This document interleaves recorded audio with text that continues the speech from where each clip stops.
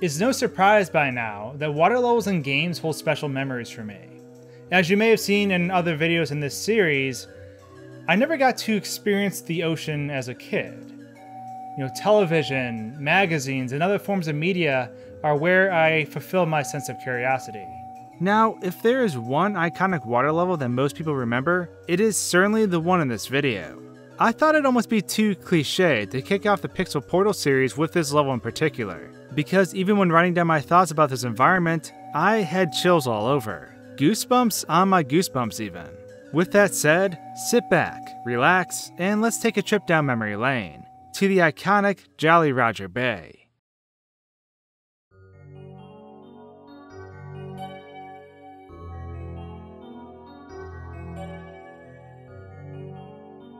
Jolly Roger Bay has one of the most relaxing and haunting soundtracks of any Mario level I can think of. While the actual title of the song is tied to the Dire Dire Docks level in particular, I think most people associate the song with Jolly Roger Bay, since it's encountered near the start of the game. Once people heard this song, it was engraved in them forever. Before even entering the bay, the section this particular level was located in was one of my favorite spaces within Peach's castle. I always was fascinated by planetariums, and the ceiling in this room would have certainly made an amazing one. The child in me always imagined it lit up with various constellations, and I often claimed that one day my dream home would include a room like this. Nestled under a starry sky with a good book seemed like an ideal situation in this room. Coupled with the fish tanks on all sides, it definitely had creative energy flowing through it. Not to mention, it also had a floating giant water tank in the sky as well, which was definitely odd, but magical nonetheless. To top all of this off though, there was the majestic painting of the ship that hung on the wall. This really set the tone of the room, and it made it one of the most relaxing places in the castle for me.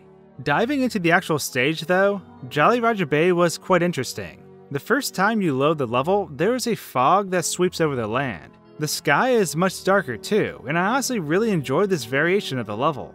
However, once the ship is restored to the surface, the level brightens up and you can never again experience a foggy undertone.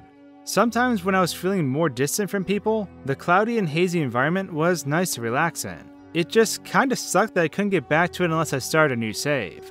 What was most mysterious about Jolly Roger Bay to me was how it was all self-contained. You had huge rocky walls on all sides that prevent anything from leaving and entering. The only possible exit from the bay was where the eel resided after the ship had surfaced. As a kid, I always wondered what was beyond that barrier in the dark underwater cave. However, this entire area almost seemed like it was a caldera of some sort. Like it was a volcano that had collapsed into itself and eventually filled with water. Perhaps the jet stream down below was caused by the escaping heat from deep within the earth.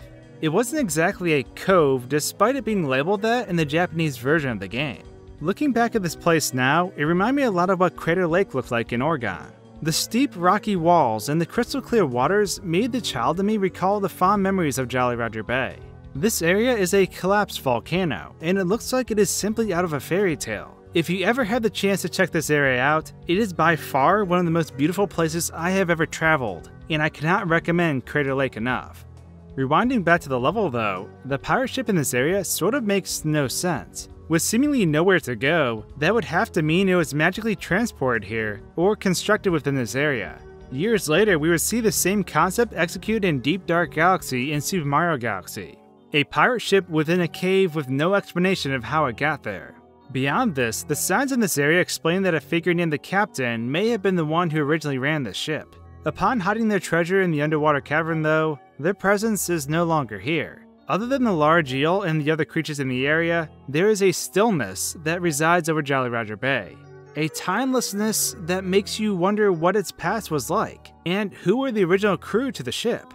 During the time, my mind instantly made the connection to Johnny from Super Mario RPG, since I had only played that game in particular a year before this one. He was the only pirate I knew of within the Mario universe, so perhaps he had something to do with this. It was Johnny's Sea after all, or so he proclaimed.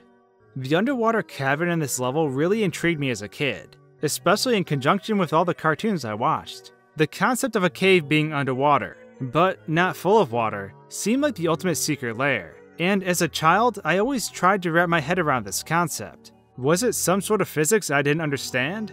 How could I create this myself? Well, truthfully, later on I realized this cave in this particular level only existed in the world of game logic. Since the entrance of the cave and majority of everything in it is lower than the surface of the water in the bay, rightfully, this room should have been flooded.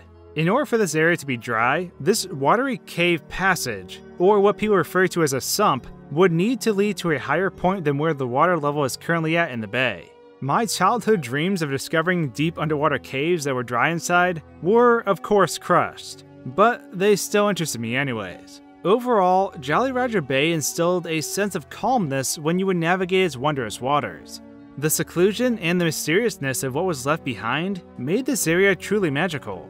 We may never know what the past was like, who the mysterious captain was, or even how a pirate ship of this size got here.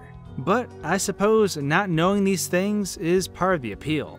This is why Jolly Roger Bay will forever be one of my pixel portals. One last thing I want to mention is the song in this level actually got me interested in wanting to play piano at one point in my life. To some degree, it's still a dream of mine that I have yet to carry out. A childhood friend of my brother used to play this on the piano all the time, and he actually played it at a wedding one time, and it was absolutely amazing. Anytime I hear this song, I just get shivers all over. My significant other produced me sheet music and a book for this track in particular, so it could be the first song I learned on piano. It's laid out beautifully, but it often reminds me of dreams that I've put on hold. One day I will for sure learn this song, because in many ways it was the perfect gift. But now that I've shared that with all of you, I'd love to hear about your own experiences. What was your favorite place in Super Mario 64? Was Jolly Roger Bay as special to you as it was to me? And if it was special, what did you often spend time doing in the area?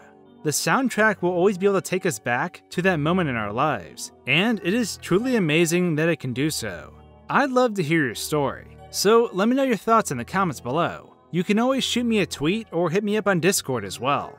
And with that, thanks for tuning in to this nostalgic voyage to a secret pirate stomping ground. If you'd like to join me on my YouTube voyage and continue to recall the memories from our past, then the subscribe button is just what you're looking for. Thanks for watching, guys and gals, and until my next video, cheers.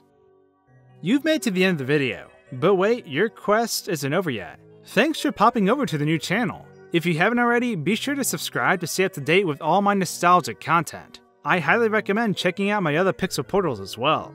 There's also a slew of videos on my other channel too, so regardless, I hope you enjoy.